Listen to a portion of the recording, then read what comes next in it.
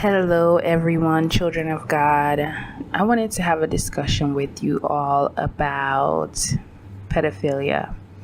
Maybe this topic might make people a little uncomfortable, but it's something that we should talk about. This is something that goes on in many households. It doesn't go on in all households, but it goes on in a lot of households. Now, pedophilia is a spirit, it's a demonic spirit. Pedophilia is the desire to have sex with children. A pedophile is someone who does engage in sexual intercourse with children. It doesn't have to be intercourse. It could be touching children or, whatever disgusting thing out there. But you understand what I'm saying.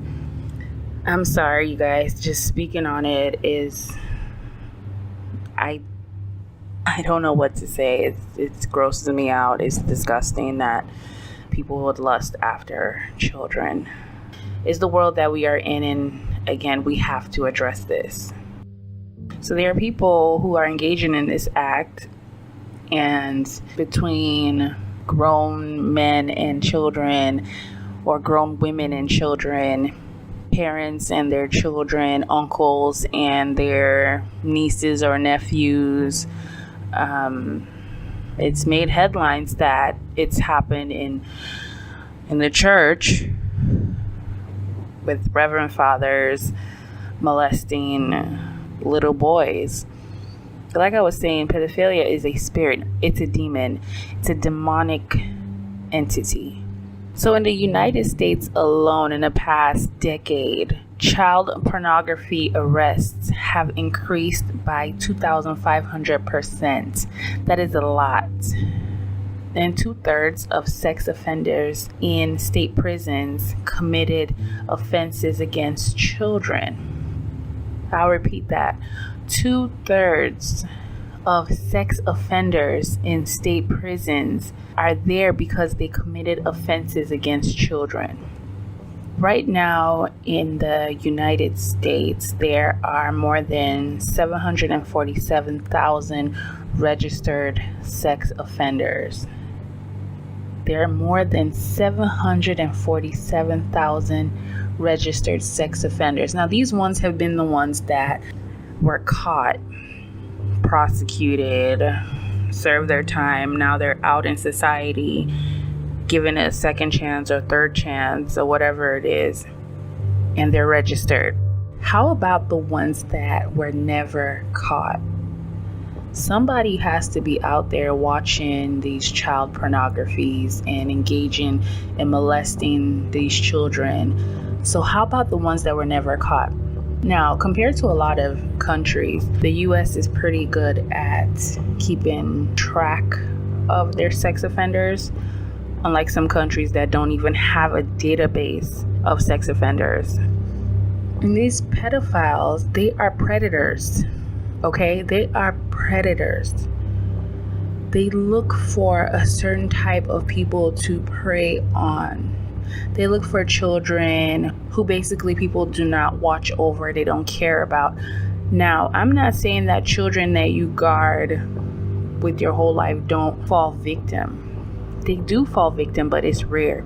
Children in foster homes are 10 times more likely to be sexually abused than children who live with their parents. And did you know that children in single parent household who live with a living partner are even 20 times more likely to be victims of child abuse? Now, this is very correct because pedophiles, like I said, they are predators, and it's a demonic spirit. And the main purpose of a demon is to come in to steal, to kill, and destroy. That is the main purpose, and it's to start that cycle. It's to plant a seed in another person so that person can complete that cycle of molestation and sexual abuse, pedophilia. Single parents are more prone to this because they need help. They need help with taking care of their child. They need help with paying their bills. They may be lonely. So then they invite somebody to live in their home as their live-in partner, and their live-in partner starts taking care of the kids or whatever and starts to abuse the children, even physical abuse. Children become scared to talk. Children don't talk after being traumatized. So when people think, oh, my child is going to tell me, no, your child is actually going to be so scared and traumatized of what just happened to that child, the rape, the abuse, the molestation from this adult or teenager, that your child is just going to be too scared to talk to you. Our God is so merciful, and our God is ever knowing. He knows everything.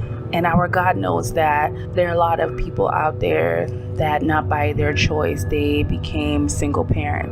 And in Exodus 22, verse 22 to 24, it says, "Ye shall not afflict any widow or fatherless child.